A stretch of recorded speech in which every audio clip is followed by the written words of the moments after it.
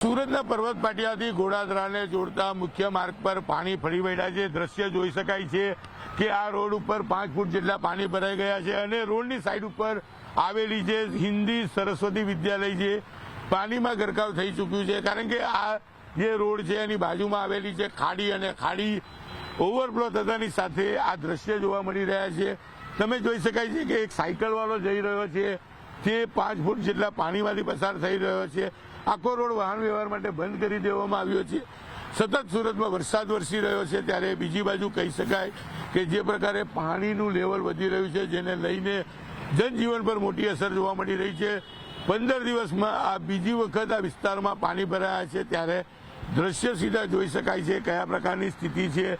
સામેની બાજુ આવેલો ઘોડાદરા છે, અમે ઉભા જે પર્વતગામ વિસ્તાર છે, અહીંથી રોડ ક્રોસ કરવો ખૂબ જ મુશ્કેલ છે, કારણ કે જેમ જેમ જશો તેમ પાણીનું લેવલ વધી રહ્યું છે। બીજી બાજુ સરસ્વતી સ્કૂલ છે, જો કે આજે જિલ્લા શિક્ષણ અધિકારી દ્વારા સ્કૂલોમાં રજા આપી દેવામાં આવી છે ત્યારે કહી શકાય છે કે જે સ્કૂલ છે સ્કૂલના ગેટ ઉપર પાણી છે, કચરો દેખાયો છે અને જે પ્રકારે આ વિસ્તાર છે આ વિસ્તારની બાજુમાં જ ખાડી આવેલી છે। હું ખાડીના દ્રશ્યો પણ બતાવવાનો પ્રયાસ કરીશ કે જે પ્રકારે અહીંયા ખાડી આવી છે, આ ખાડી ઓવરફ્લો થતાની સાથે ખાડીનું પાણી હવે ધીરે ધીરે શહેરી વિસ્તારોમાં આવી રહ્યું છે ત્યારે ચોક્કસપણે આ ખાડી છે, ખાડીમાંથી પમ્પિંગ દ્વારા પાણી ખાડીમાં નાખવામાં આવે છે અને ખાડીનું પાણી ફરી એક વખત આ વિસ્તારમાં આવે છે। એટલે કે એક બાજુ વરસાદી આફત અને બીજી બાજુ સુરત ગ્રામ્યમાં પડેલા વરસાદનું પાણી ખાડી મારફતે સતત સુરત શહેરમાં આવતા સુરત શહેરમાં 15 દિવસમાં બીજી વખત ખાડી પૂર જેવી સ્થિતિનું નિર્માણ થયું છે।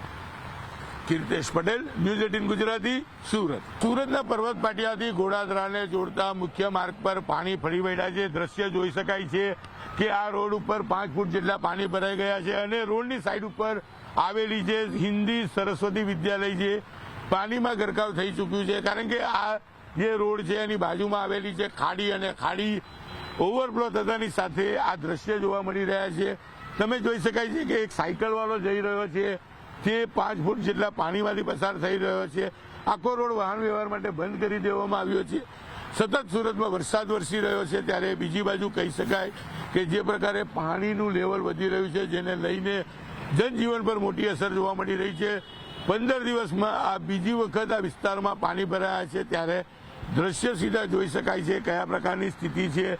સામેની બાજુ આવેલો ઘોડાદરા છે, અમે ઉભા જે પર્વતગામ વિસ્તાર છે, અહીંથી રોડ ક્રોસ કરવો ખૂબ જ મુશ્કેલ છે, કારણ કે જેમ જેમ જશો તેમ પાણીનું લેવલ વધી રહ્યું છે। બીજી બાજુ સરસ્વતી સ્કૂલ છે, જો કે આજે જિલ્લા શિક્ષણ અધિકારી દ્વારા સ્કૂલોમાં રજા આપી દેવામાં આવી છે ત્યારે કહી શકાય છે કે જે સ્કૂલ છે સ્કૂલના ગેટ ઉપર પાણી છે, કચરો દેખાયો છે અને જે પ્રકારે આ વિસ્તાર છે આ વિસ્તારની બાજુમાં જ ખાડી આવેલી છે। હું ખાડીના દ્રશ્યો પણ બતાવવાનો પ્રયાસ કરીશ કે જે પ્રકારે અહીંયા ખાડી આવી છે, આ ખાડી ઓવરફ્લો થતાની સાથે ખાડીનું પાણી હવે ધીરે ધીરે શહેરી વિસ્તારોમાં આવી રહ્યું છે ત્યારે ચોક્કસપણે આ ખાડી છે, ખાડીમાંથી પમ્પિંગ દ્વારા પાણી ખાડીમાં નાખવામાં આવે છે અને ખાડીનું પાણી ફરી એક વખત આ વિસ્તારમાં આવે છે। એટલે કે એક બાજુ વરસાદી આફત અને બીજી બાજુ સુરત ગ્રામ્યમાં પડેલા વરસાદનું પાણી ખાડી મારફતે સતત સુરત શહેરમાં આવતા સુરત શહેરમાં 15 દિવસમાં બીજી વખત ખાડી પૂર જેવી સ્થિતિનું નિર્માણ થયું છે।